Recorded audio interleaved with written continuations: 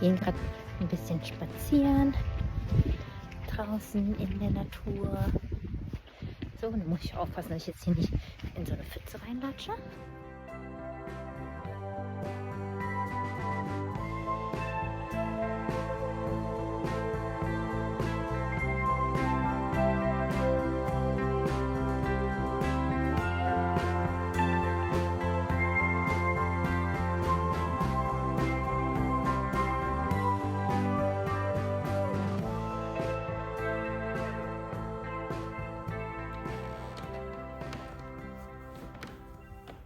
Willkommen zurück. Wir sind wieder zurück in Berlin. Wir haben die Weihnachtstage über bei den Schwiegereltern verbracht, also den Eltern von Johannes.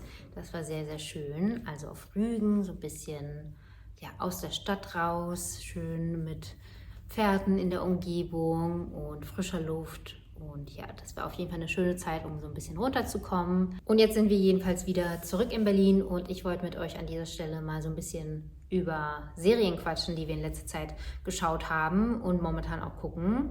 Und da wäre eine Serie, die wir, ich glaube, das war während dem Urlaub, wieder nochmal angefangen haben zu schauen, war Breaking Bad. Da war es für Johannes auf jeden Fall ein paar Jahre her, dass er die das letzte Mal gesehen hat. Und da hatten wir irgendwie Lust drauf und haben das dann angefangen. Uns fehlen, glaube ich, noch 5 Folgen oder so von der letzten Staffel. Da müssen wir uns auf jeden Fall noch ranhalten, damit wir da irgendwie nicht den Absprung verpassen und plötzlich so mit ganz vielen anderen Serien beschäftigt sind, sodass wir die dann nicht mehr zu Ende gucken. Ja, das macht auf jeden Fall Spaß. Das war cool. Was war sonst so auf dem Programm?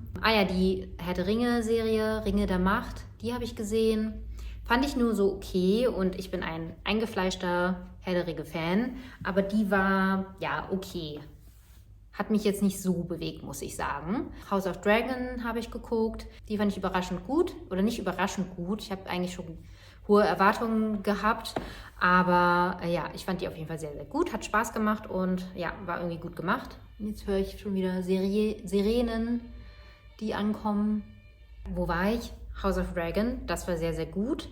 Johannes hat eine Serie ohne mich geguckt, die er sehr gut fand. Und das war Severance. Ich glaube, auf Apple Plus läuft die. Die fand er richtig, richtig gut. Muss ich mir auch mal irgendwann mal geben. Aber ich habe momentan super, super Lust auf Gilmore Girls und habe da jetzt schon wieder Folgen angefangen.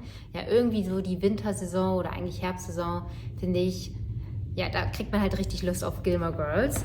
Was lustig ist, weil ich das früher überhaupt nicht gemocht habe. Also wenn es immer auf Vox kam, da mochte ich das einfach nicht. Aber jetzt schaue ich das sehr gerne. Irgendwie so eine gute Background-Serie, die man so laufen kann, die einfach ganz nett ist. Ich weiß nicht, ich habe das Gefühl, ich habe darüber schon mal erzählt. Also wieder eine neue Gilmore Girls Phase. Und ansonsten die Harry and Meghan Doku-Serie, die habe ich geschaut. Johannes hat sogar ein paar Folgen mitgeschaut. Und die finde ich echt gut. Ist, glaube ich, echt so ein heikles Thema, vor allem in der britischen Szene habe ich das Gefühl.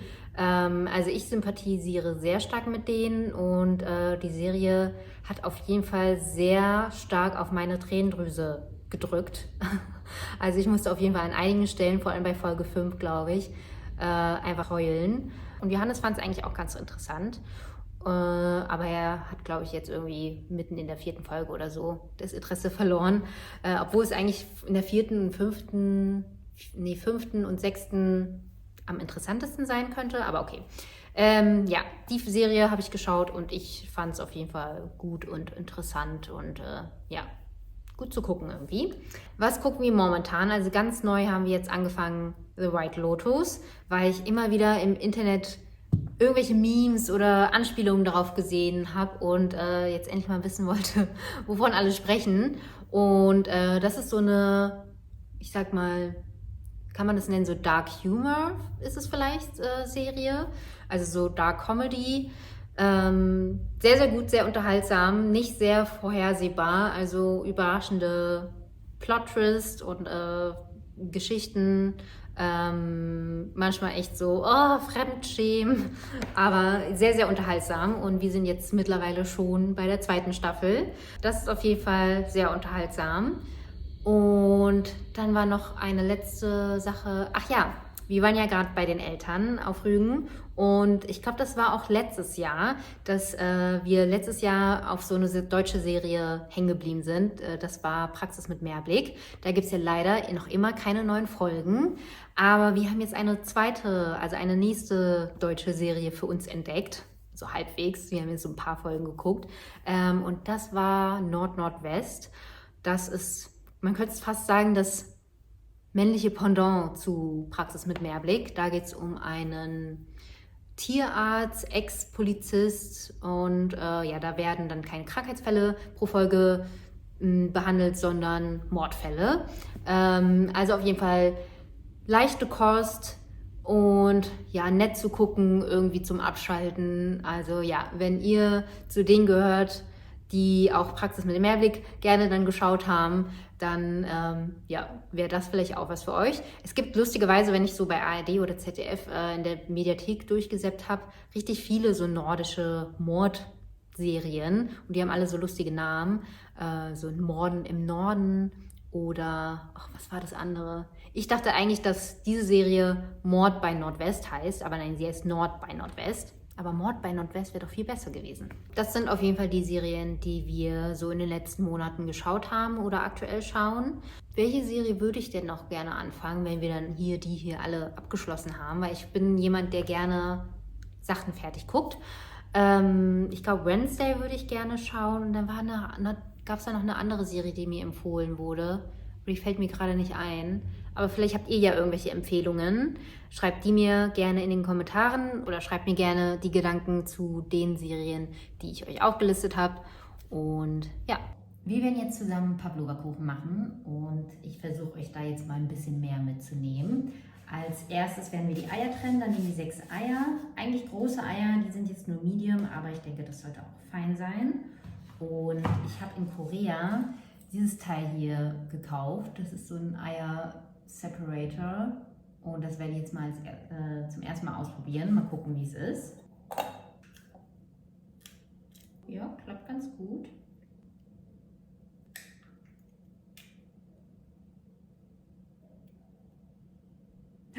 Ich glaube, wir machen es doch auf die klassische Art und Weise.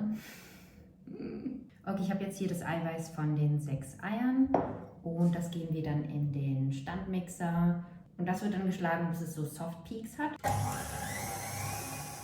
So, jetzt werden wir als nächstes 350 Gramm ganz feinen Zucker Stück für Stück dazugeben. Jetzt kommen 2 Teelöffel Stärke rein und 2 Teelöffel Zitronensaft und 1 Teelöffel Vanilleextrakt. So sollte es dann am Ende aussehen. Schön steif geschlagen und der Zucker ist hat sich komplett aufgelöst. So, ich habe hier jetzt schon mal das Backblech vorbereitet und da so 5 kleine Kreise aufgemalt, weil ich diesmal so 5 kleine Pavlova-Kuchen machen möchte. Und das werde ich dann jetzt entweder damit oder mit dem Spatel jetzt so ja, drauf portionieren.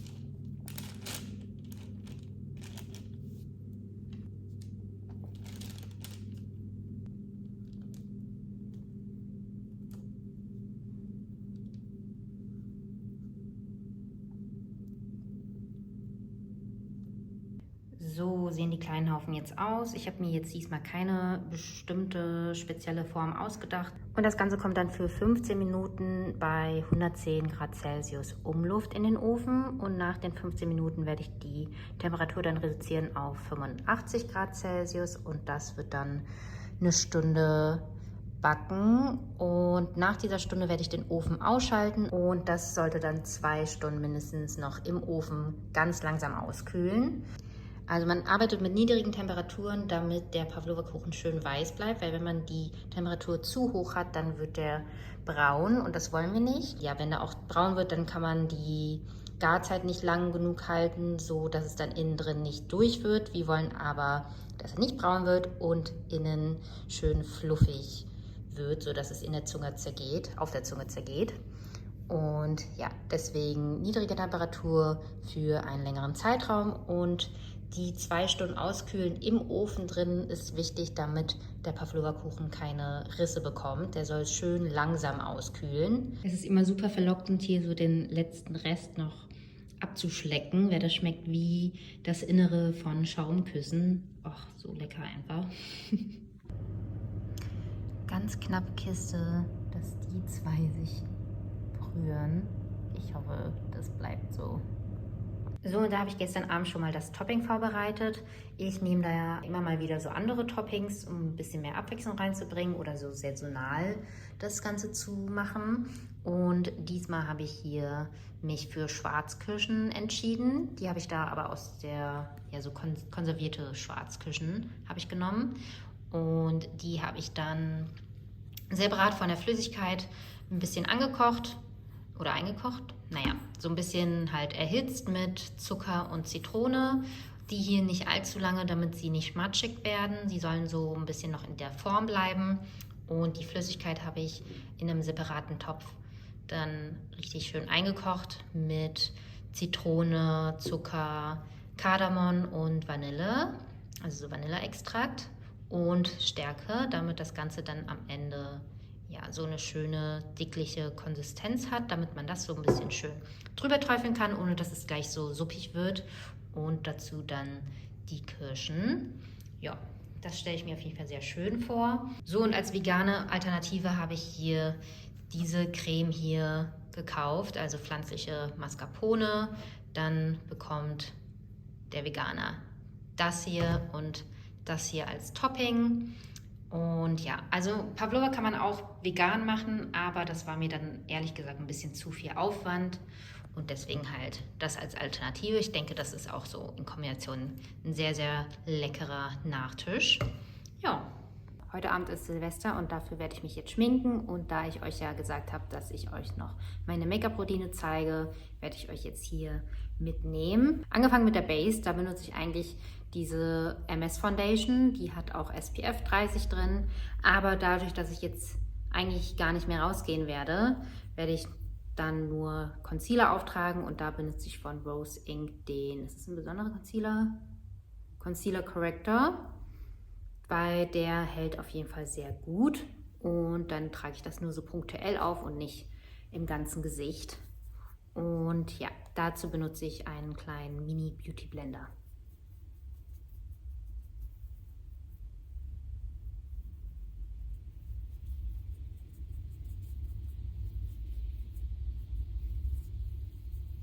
Also wie gesagt, heute Abend ist Silvester. Wir werden den Abend mit Ersan, Elisa, Daisy und Nies verbringen. Und wir werden dann einfach zusammen was kochen. Ersan hat Pizzateig vorbereitet und Johannes hat dann selbstgemachte Kartoffelchips wird er machen. Und ich mache Pavlova. Und Daisy und Nies bringen dann noch irgendwie so eine Cashewcreme mit als veganen Pizzabelag und Guacamole für die Kartoffelchips als Dip. Und ja, dann werden wir einfach gemütlich zusammen essen, vielleicht einen Film zusammen gucken. Also ja, ganz entspannt wird das dieses Jahr. Ihr könnt mir mal sagen, was ihr so Silvester gemacht habt, wenn ihr dieses Video seht. Also wie ihr eventuell sehen könnt, trage ich den Concealer da auf, wo ich einfach ein bisschen mehr Deckhaft brauche. Und dann verblende ich einfach den Rest dann so ein bisschen auf der Haut, so dass man dann einen halbwegs gleichmäßigen Übergang hat. So, also ich mag es, wenn die Base relativ natürlich bleibt, also wenn es noch so, ja, alles noch so ein bisschen durchscheint. Insgesamt einfach ein bisschen ausgeglichener, aber jetzt nicht zu voll geklatscht. So mag ich es am liebsten. Und dann werde ich das Ganze so ein bisschen setten. Da habe ich hier von Bare Minerals eine Palette, das Translucent Powder Duo. Aber da benutze ich nur die matte Seite und es sieht schon so ein bisschen komisch aus, weil es schon bis zum Boden angelangt ist.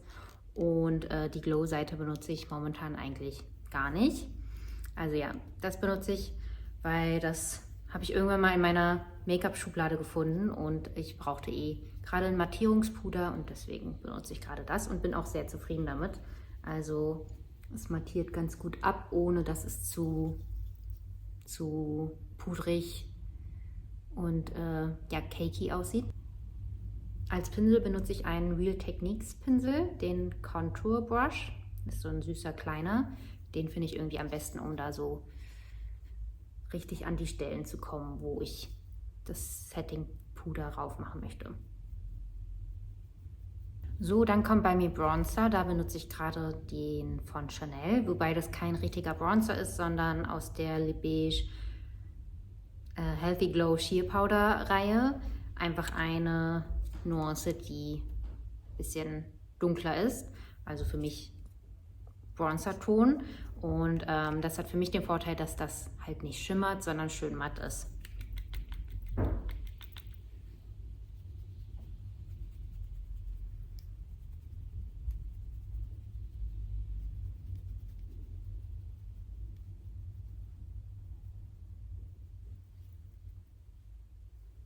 Also Bronzer benutze ich auf jeden Fall sehr gerne relativ großzügig.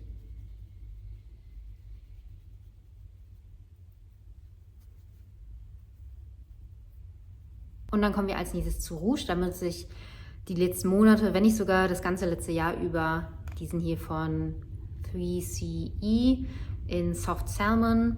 Das ist auch der Bronzer, wo in einem meiner letzten Videos gefragt wurde, ja, welches Rouge benutzt du? Das sieht sehr schön aus und ich benutze die ganze Zeit den und da war er wahrscheinlich sehr frisch auf meinen Wangen. Das ist auf jeden Fall eine sehr schöne Farbe, ja, so Lachsfarben. Fast schon neonmäßig, aber es sieht auf jeden Fall aufgetragen immer sehr schön frisch und fröhlich aus.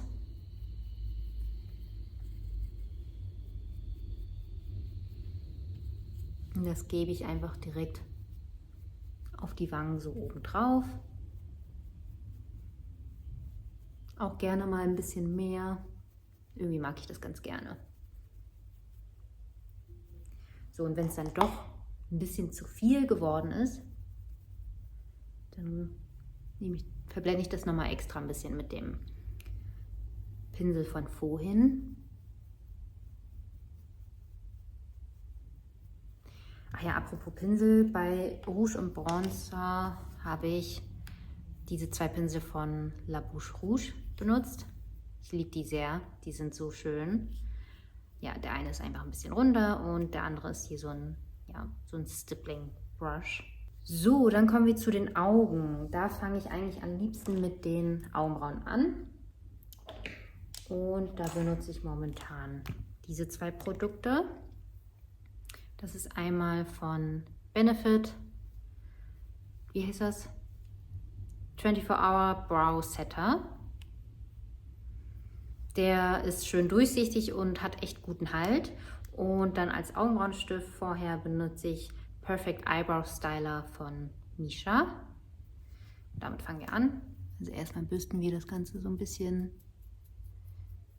in Form. Und dann hat es halt diese Seite.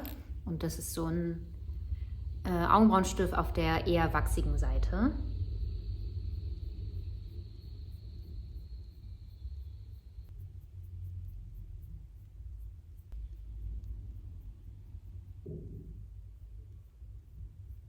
Sieht jetzt vielleicht ein bisschen sehr stark nachgezeichnet aus, aber meistens legt sich das irgendwie schnell, vor allem wenn dann Mascara drauf kommt. Also ich muss sagen, der Make-up-Step, der am meisten Zeit kostet, sind tatsächlich die Augenbrauen bei mir. Weil manchmal wollen die einfach nicht so in die Richtung gehen, wie ich es gern habe. Und dann dauert das einfach manchmal ewig. Aber eigentlich ist mein Ziel, dass ich für mein Make-up immer unter 10 Minuten brauche, weil ja, es soll am besten so schnell wie möglich gehen. Früher hat man halt irgendwie echt so eine halbe Stunde mit Make-up verbracht und jetzt habe ich einfach keine Lust, so lange Zeit dafür aufzuwenden und bin dann meistens, wenn ich mich schminke, dann doch irgendwie in Eile. Da muss es dann schnell gehen und mit dieser Make-up-Routine schaffe ich es eigentlich auch immer, unter 10 Minuten. Aber ja, es ist jetzt auch kein spektakuläres Make-up. Es ist halt mein Everyday Make-up. Super simpel und natürlich. Ja, meine Augenbrauen, irgendwie meine Form ist da irgendwie nicht so ganz einfach zu stylen, finde ich. Die sind so super lang. Das heißt, wenn ich sie so einfach nur hochbürsten würde, hätte ich halt so komische Antennen von Augenbrauen. Das wollen wir halt auch nicht. Aber wir wollen sie ordentlich hochgebürstet haben, ohne dass die so komische Fühler haben. Ja, mehr oder weniger so. Manchmal habe ich einen guten Augenbrauentag und manchmal ein Bad Eyebrow Day. So sieht es halbwegs okay aus. Dann fehlt eigentlich nur noch der letzte Schritt und zwar Mascara. Vorher werde ich sie so ein bisschen mit der Wimpernzange behandeln. Eigentlich ist mein allerliebster Mascara dieser hier von Glossier, der Lash Slick Mascara. Der ist echt für mich der beste Mascara, weil der trennt die Wimpern schön, verlängert sie, ohne dass es zu künstlich aussieht.